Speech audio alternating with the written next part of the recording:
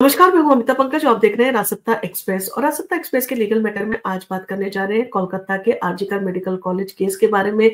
जिसमें 20 जनवरी को जो है वो जजमेंट आया है और इतने जघन अपराध के बावजूद क्यों नहीं मिली संजय रॉय को फांसी। कोर्ट ने सुनाई उसे उम्र कैद की सजा। आखिर इन सारी चीजों को लेकर सवाल भी उठ रहे हैं और लोगों के मन में जो है काफी गुस्सा भी है, क्योंकि लोगों का जो मानना था कि इस केस में सख्त से सख्त यानी कि फांसी की सजा जो है वो लोगों को उम्मीद थी कि इस केस में दी जाएगी।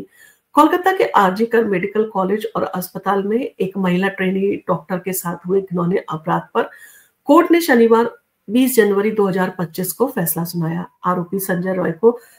सियालदह कोर्ट ने जो है उम्र भर की जो है यानी कि उम्र कैद की सजा सुनाई है और साथ ही उस पर 50,000 रुपए का जुर्माना भी लगाया है।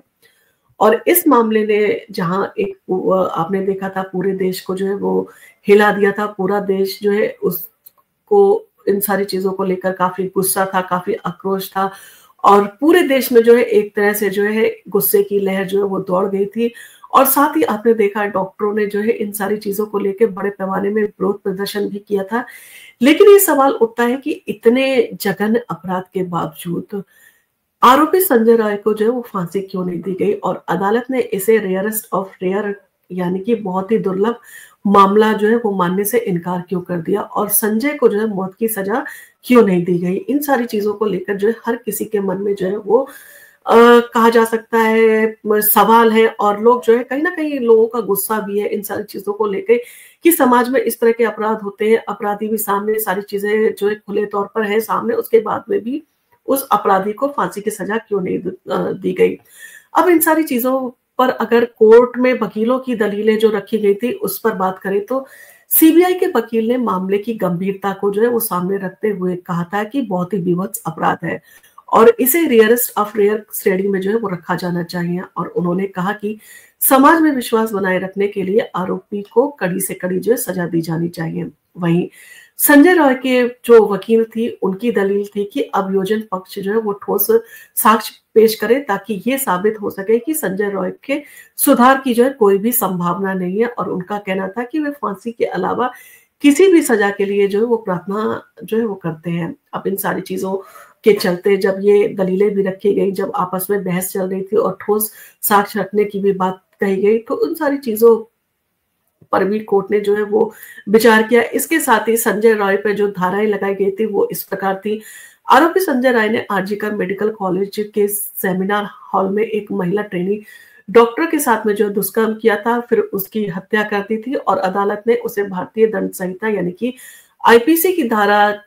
64, 67 और 103 सबसेक्शन ए के तहत दोषी जो है वो ठहराया था और इन धाराओं के तहत अपराधी को अधिकतम मृत्यु दंड यानी कि फांसी या उम्र भर की सजा जो है वो दी जा सकती है। लेकिन अदालत ने उसे उम्र भर की सजा जो है वो सुनाई और ये साफ कर दिया कि इस मामले को रेयरेस्ट ऑफ रेयर श्रेणी में जो है वो नहीं रखा जा सकता। रेयरेस्ट ऑफ अगर बात करें रेयरेस्ट ऑफ रेयर जो है वो क्या होता है, इसकी अगर हम बात करें तो रेयरेस्ट ऑफ रेयर का मतलब होता है कि उन अपराधों के लिए जो इतना जो है गंभीर होते हैं कि उनकी सजा मौत यानी कि फांसी ही हो सकती है, जब अपराध इतना घिनौना हो और इसके लिए जो है समाज को गहरी चोट अगर पहुंची हो तो अपराधी के चरित्र को देखते हुए उसे मौत की सजा जो है वो दी जाए, ऐसा जो है माना जाता है। और तब उस मामले में जो है वो इन सारी चीजों को रखा जाता है और उस मामले को रेयरेस्ट ऑफ रेयर जो है वो माना जाता है। भारतीय दंड संहिता के तहत मृत्युदंड सिर्फ उन्हीं मामलों में दिया जा सकता है जिन्हें अदालत रेयरेस्ट ऑफ रेयर जो है वो मानती है। अब इन सारी चीजों के चलते सजा तय करने का जो है वो तरीका क्या था, इस पर अगर हम विचार करें तो कानूनी प्रक्रिया में सजा तय करना बहुत ही जो है वो जटिल होता है और इसीलिए न्यायाधीशों को जो है विवेकाधिकार मिलता है कि वो उसका प्रयोग कर सके ताकि वो सजा तय कर सके। सुप्रीम कोर्ट जो है ये सुनिश्चित करता है कि न्यायाधीश विवेकाधिकार का सही इस्तेमाल कर रहे हैं या नहीं। अदालत हमेशा मामले की गहराई और उसके तथ्यों को देखते हुए फैसला सुनाती है और ये सिर्फ किसी की इच्छा पर जो है वो निर्भर नहीं होता है, बल्कि तथ्यों और उसमें क्या एविडेंस रखे गए थे उन सारी चीजों पर भी निर्भर होता है। तो क्या संजय राय को जो है वो फांसी मिलनी चाहिए थे, इस पर अगर बात करें तो इस मामले में अदालत ने संजय राय को जो है वो उस पर जो है वो विचार भी किया और अदालत ने संजय रॉय की सजा उसकी मानसिक स्थिति, शारीरिक हालत और उसकी पिछली पृष्ठभूमि को देखते हुए तय की। कोर्ट ने माना कि आरोपी ने जो अपराध किया वो बहुत ही गंभीर था, लेकिन उसकी उम्र और मानसिक स्थिति को ध्यान में रखते हुए उसे रेयरेस्ट ऑफ रेयर शेयरिंग में जो है वो नहीं रखा जा सकता। संजय रॉय के खिलाफ कभी कोई गंभीर अपराध जो है वो नहीं था, इसीलिए उसे मौत की सजा जो है वो नहीं दी गई और अदालत में जो है उम्र भर की जो है उसे सजा सुनाई गई। अब इन सारी चीजों को जो है वो लेकर विरोध प्रदर्शन भी हुए और बाकी सारी चीजें भी हैं। तो उनके बारे में अगर हम बात करें तो 9 अगस्त को जो है आरजीकर मेडिकल कॉलेज और अस्पताल में एक महिला जो है डॉक्टर का शव सेमिनार हॉल की जो है तीसरी मंजिल पर पाया गया था और 10 अगस्त को जो है पुलिस ने संजय रॉय को जो है वो गिरफ्तार किया और इसके बाद राज्य भर में जो है वो डॉक्टरों ने विरोध प्रदर्शन जो है अपना शुरू कर दिया था। 12 अगस्त को जो है मुख्यमंत्री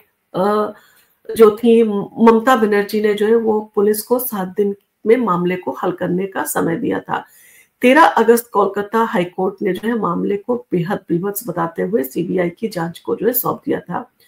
14 अगस्त को सीबीआई ने 25 सदस्यीय टीम बनाई और एक फॉरेंसिक टीम भी गठित की। 15 अगस्त को जो है वो डॉक्टरों के विरोध प्रदर्शन के कारण सड़कों पर हंगामा हुआ और आईएमए ने जो चिकित्सा सेवाओं को बंद करने की घोषणा की। 18 अगस्त को सुप्रीम कोर्ट ने स्वतः संज्ञान लेते हुए और 20 अगस्त को मामले की सुनवाई जो है वो तय की। 7 अक्टूबर को जो है सीबीआई ने संजय रॉय के खिलाफ जो है बलात्कार और हत्या की चार्जशीट जो है वो दाखिल की। 4 नवंबर को सियालदह कोर्ट ने जो है संजय रॉय के खिलाफ जो है वो आरोप तय किए।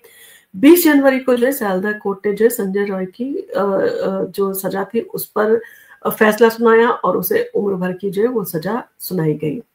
अब इन सारी चीजों को लेके कोर्ट का फैसला और इसका समाज पर क्या असर पड़ेगा, इन सारी चीजों की चर्चा काफी हो रही है। तो कोर्ट का ये फैसला जहां एक और न्यायिक प्रक्रिया की उपयुक्तता को दर्शाता है, वहीं दूसरी ओर ये भी सवाल जो है वो खड़ा करता है कि ऐसे जघन्य अपराधों में दोषी को सजा दिलाने में और कड़ा जो है कदम नहीं उठाया जा सकता था। हालांकि अदालत ने इसे रेयरेस्ट ऑफ रेयर जो है वो मामला नहीं माना है, लेकिन मामले की गंभीरता को देखते हुए जो है समाज में इससे जुड़ी जो है वो चर्चा जारी रहेगी। वहीं पर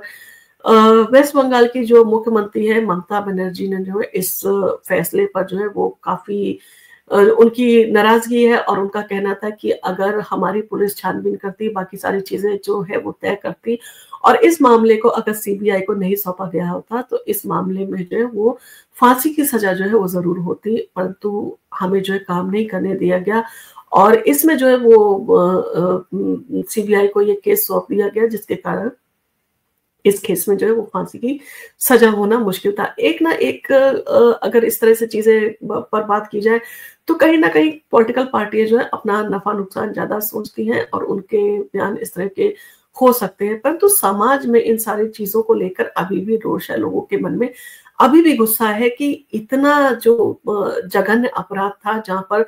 इतना विभत्स जो है वो अपराध किया गया था संजय रॉय के द्वारा और सारे सबूत भी मिल गए थे, सारी चीजें मौजूद थी, उसके बावजूद भी जो है सिर्फ इसलिए कि आपका कोई रिकॉर्ड नहीं है अपराध का और आपको इस तरह से जो है माफ कर दिया जाएगा, ये सारी चीजें जो है कहीं ना कहीं एक प्रश्न चिन्ह जो है वो इन सारे कहा जा सकता है अदालतों के फैसले पर जरूर लगाती हैं और समाज जो है इन सारी चीजों को लेकर जो है उसमें एक बहस का जो है वो मुद्दा ये फिर से जो है बन गया है। अब आने वाले समय में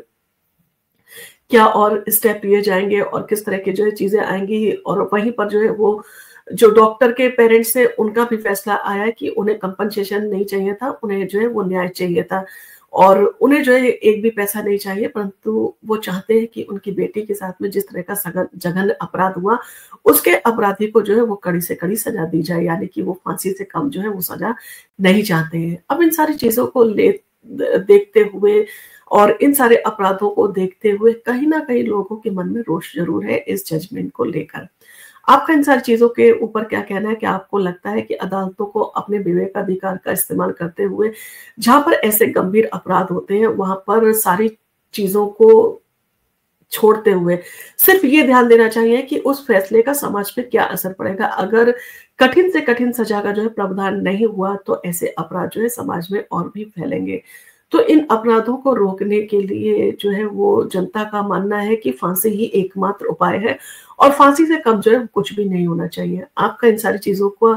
ऊपर क्या कहना है एज ए पब्लिक? आपको ये जजमेंट कैसा लगा और आपको इस जजमेंट के आप पक्ष में हैं या आपको इस जजमेंट से शिकायत है? जो भी है वो आप हमें कमेंट करके बता सकते हैं। और आपको अगर हमारा वीडियो पसंद आया तो आप इसको लाइक कीजिए, शेयर कीजिए और हमारे चैनल पर अगर पहली बार आए तो हमारे चैनल को सब्सक्राइब करना ना भूलें। धन्यवाद।